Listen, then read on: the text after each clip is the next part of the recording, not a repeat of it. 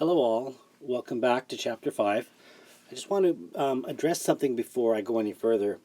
I'd mentioned in the last announcement here, the last announcement over here, that it would have been helpful if you had a printout of your notes. In an ideal situation, this situation is far from ideal, I would have printed all of the notes out for the last chapters so that you would have had a copy of the notes, and then moving forward as I work through them and add to them and build on the notes and give examples and take up solutions, you could have just added to them. But that's not the way things unfolded in the short time frame that we had. So I think even if I'd known before March break that we would have had as long as we have, I would have done that for you. That being said, if there's any way you can get a copy of my notes, they're all here in Mr. Notes. If you click on and move down, you'll see, so we're now in Unit 3. I actually made a mistake and called it Unit 2 earlier. We're now in Unit 3. I've skipped organic and we're now in chemical calculations here, and I'm working through note for Chapter 5A. There's also the note there for 5B and for Chapter 6. It would be very helpful if you had a way to get those printed out. Also, beyond Unit 3, we're going to go into Unit 5 and then back to Unit 2. If we have time, I'll come back to Unit 4. So that's kind of the order. So if you have a chance and you're able to print out the notes, I think you would find it very, very helpful. I know that for a lot of you that's going to be impossible, but I'm just going to throw that out there. Okay, that being the case, I want to pick up where I left off with Chapter 5 on quantitative chemistry. Now, yesterday we talked about the fact that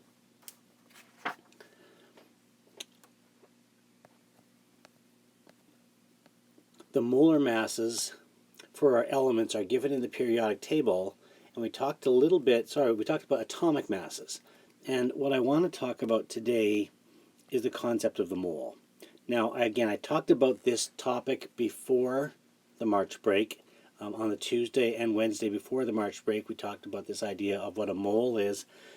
To a chemist, a mole is a number, right? It's a number, just like 7 is a number, a dozen is a number, a ton is a number. So again, just like we know that a dozen is 12, a mole is a number of something.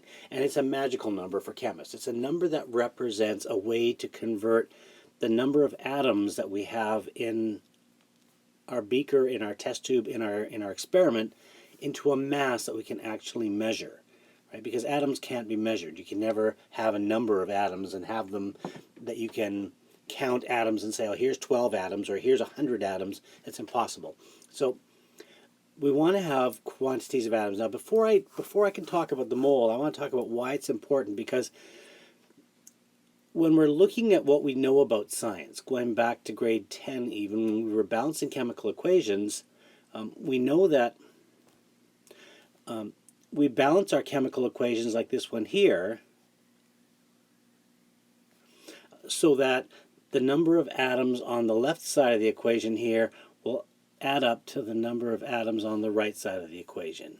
And that's all so that we can, at the end of the day, make sure that the atoms that were present at the beginning are still there at the end and have all been accounted for. Right? Atoms can't mysteriously show up on this side of the equation if they weren't on this side of the equation. All right, so you can see I had 2 sodiums over here. 2 sodiums over here. My pen's not working very well. And I have 2 sodiums over here. And I had 4 hydrogens here, and I have 2, and 2 is 4 hydrogens, and 2 oxygen atoms, and 2 oxygen atoms. So when I balance my chemical equation, the atoms that were there at the beginning are there at the end. Okay, we know that as we're working through balancing chemical equations. Now, if I want to make sure, and I was talking about this yesterday, that I've got the right amounts of reactants present in order for a chemical reaction to happen. I don't want to have too much of reactant A or B. I want to have exactly the right amount of each. Again, if you're trying to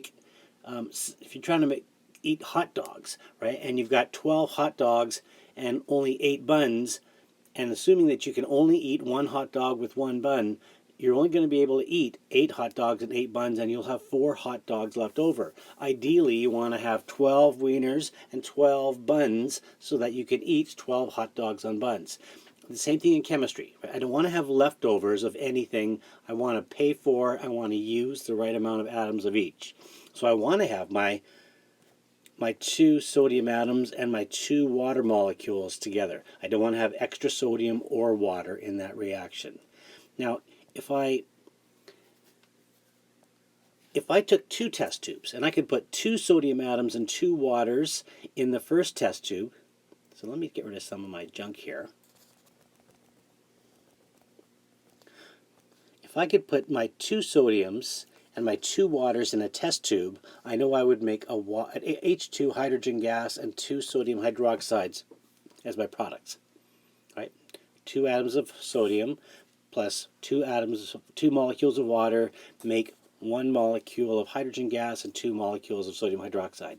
If I took a second test tube and did exactly the same in the second test tube, then I would now have a total of 4 sodium atoms reacting with 4 H2Os, making 2 H2s and 4 H2Os, because this reaction here will happen in both test tubes, and I will end up with the same amount of reactants being used in both and the same amount of product in both. And if I use 10 test tubes, which means I'm going to have 20 sodiums and 20 waters, I'm going to make 10 hydrogens and 20 NaOHs. So it's always a ratio of 2 to 2 to 1 to 2 for all my equations, because that's what the balanced equation tells me. It tells me 2 react with 2 to make 1 plus 2. Now, the problem with all of this is I can't put a sodium atom in a test tube. It's too small to see. I can't pick it up with forceps and drop it in there. I can't pick up 2 molecules of H2O. They're invisible. They're too small to see. Right? So how do you do this then? How do you make your quantities right? Well, if I had, let's go back down here, if I had 2 dozen sodiums and 2 dozen waters, I would make 1 dozen H2s and 2 dozen NaOHs.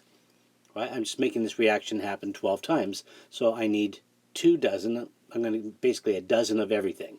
Dozen of 2 sodiums, a dozen of 2 waters, so 24 sodiums plus 24 waters, making 12 hydrogens and 24 NaOHs. But again, a dozen is too small, right? Again, they're still invisible. I can't find a dozen. So Avogadro came along. Remember Avogadro came up with his number, which is called Avogadro's number, and he said instead of using a dozen of our molecules as a number, we're going to use a mole. Now, a mole